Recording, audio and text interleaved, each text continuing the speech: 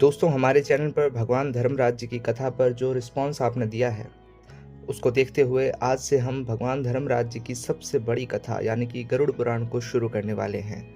लोग कहते हैं कि इसको सुनना नहीं चाहिए, ये जिंदा हो तब नहीं सुनना चाहिए, मृत्यु उपरांत इसका प्रवचन किया जाता है, लेकिन ऐसा कुछ नहीं है। ये हमारे पुराणों के अंदर एक है और इसका वाचन हम कर भी सकते हैं और सुन भी सकते हैं। तो आज से हम इसको शुरू करने वाले हैं। सबसे पहले हम गरुड़ वाहन भगवान विष्णु से दर्शन की प्रार्थना करते हैं। ओम श्री परमात्मने नमः।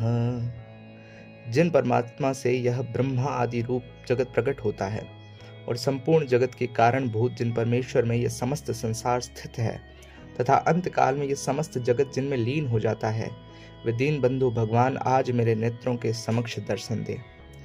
जिनके कर कमल में सूर्य के समान प्रकाशमान चक्र, भारी गदा और श्रेष्ठ शंख शोभित हो रहा है, जो पक्षीराज गरुड़ की पीठ पर अपने चरण कमल रखे हुए हैं, वे दीन बंधु भगवान आज मेरे नेत्रों के समक्ष दर्शन दे। जिनकी स्नेह दृष्टि से देखे जाने के कारण देवता लोग ऐश्वर्य पाते हैं और कोप दृष्टि के द्वारा देखे जाने से दानव लोग नष्ट हो जाते हैं, तथा सूर्य, यम और वायु आदि जिनके भय से भीत होकर अपने अपने कार्यों में प्रवृत्त होते हैं, वे दीन बंधु भगवान आज मेरे नेत्रों के समक्ष दर्शन दें। अब हम कल्याणकारी संकल्प लेते हैं।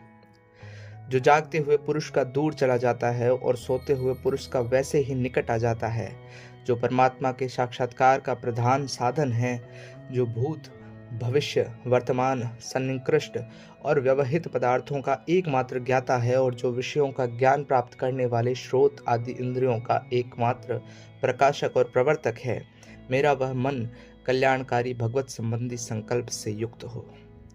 कर्मनिष्ठ एवं धीर विद्वान जिसके द्वारा यज्ञीय पदार्थों का ज्ञान प्राप्त करके यज्ञ में कर्मों का विस्तार करते हैं, जो इंद्रियों का पूर्वज अथवा आत्मस्वरूप है, जो पूज्य है और समस्त प्रजा के हृदय में निवास करता है, मेरा वह मन कल्याणकारी भगवत संबंधी संकल्प से युक्त हो। जो विषय प्रकार के ज्ञान का कारण है, जो सामान्य ज्ञान का कारण है, जो धैर्य रूप है, जो समस्त प्रजा के हृदय में रहकर उनकी समस्त इंद्रियों को प्रकाशित करता है, जो स्थूल शरीर की मृत्यु होने पर भी अमर रहता है और जिसके बिना कोई भी कर्म नहीं किया जा सकता, मेरा वह मन कल्याणकारी भगवत संबंधी संकल्प से युक्त हो। जिस अमृत स्वरूप मन के द्वारा भूत, वर्तमान और भविष्य संबंधी सभी वस्तुएं ग्रहण की जाती हैं और जिसके द्वारा 7 होताओं वाला अग्निष्टोम यज्ञ संपन्न होता है, मेरा वह मन कल्याणकारी भगवत संबंधी संकल्प से युक्त हो। जिस मन में रथ चक्र की नाभि में लगे अरों से समान ऋग्वेद और सामवेद प्रतिष्ठित हैं तथा जिसमें यजुर्वेद प्रतिष्ठित हैं, जिसमें प्रजा का सब पदार्थों से संबंध रखने वाला संपूर्ण ज्ञान ओतप्रोत है, मेरा वह मन कल्याणकारी भगवत संबंधी संकल्प से युक्त हो। श्रेष्ठ सारथी जैसे घोड़ों का संचालन और रास के द्वारा घोड़ों का नियंत्रण करता है, वैसे ही जो प्राणियों का संचालन तथा नियंत्रण करने वाला है, जो हृदय में रहता है, जो कभी बूढ़ा नहीं होता और जो अत्यंत वेगवान है, मेरा वह मन कल्याणकारी भगवत संबंधी संकल्प से युक्त हो। ओम अस्तो मा सद्गमय। गरुड़ पुराण का महात्म्य। भगवान हरि ने कहा, हे रुद्र, ये गरुड़ महापुराण विद्या, यश, सौंदर्य, लक्ष्मी, विजय, आरोग्य आदि का कारक है। जो मनुष्य इसका पाठ करता है या सुनता है, वह सब कुछ जान जाता है और अंत में उसे स्वर्ग की प्राप्ति होती है। जो मनुष्य एकाग्रचित्त होकर इस महापुराण का पाठ करता है, सुनता है अथवा सुनाता है, जो इसको लिखता है, लिखाता है या पुस्तक के ही रूप में इसे अपने पास रखता है, वह यदि धर्मार्थी है तो उसे धर्म की प्राप्ति होती है। यदि वह अर्थ का अभिलाषी है तो अर्थ प्राप्त करता है। जिस मनुष्य के हाथ में यह गरुड़ महापुराण विद्यमान है, उसके हाथ में ही नीतियों का कोश है। जो प्राणी इस पुराण का पाठ करता है या इसको सुनता है, वह भोग और मोक्ष दोनों को प्राप्त कर लेता है। इस महापुराण को पढ़ने एवं सुनने से मनुष्य के धर्म, अर्थ, काम और मोक्ष इन चारों पुरुषार्थों की सिद्धि हो जाती है।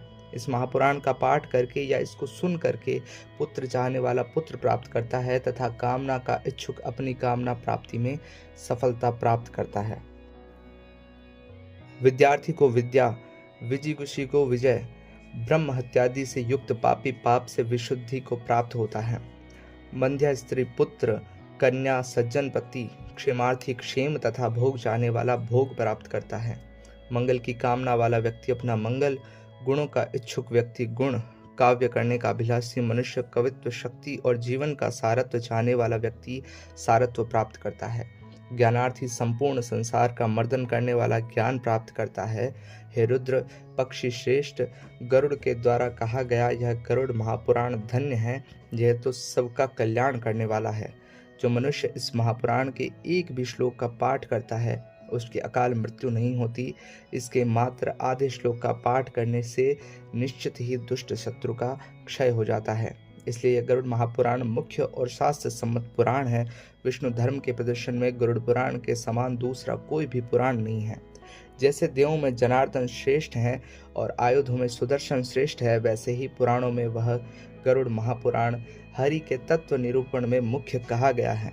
इस गरुड़ पुराण में हरि ही प्रतिपाद्य है, इसलिए हरि ही नमस्कार करने योग्य हैं। हरि ही शरण्य है और वे हरि ही सब प्रकार से सेवा करने योग्य हैं। यह गरुड़ महापुराण बड़ा ही पवित्र और पुण्यदायक है। यह सभी पापों का विनाशक एवं सुनने वालों की समस्त कामनाओं का पूरक है। इसका सदैव श्रवण करना चाहिए। जो मनुष्य इस महापुराण को सुनता या इसका पाठ करता है वह निष्पाप होकर यमराज की भयंकर यातनाओं को तोड़कर स्वर्ग को प्राप्त करता है। तो मित्रों, यहाँ पर हमने सबसे पहले भगवान विष्णु के दर्शन की प्रार्थना की।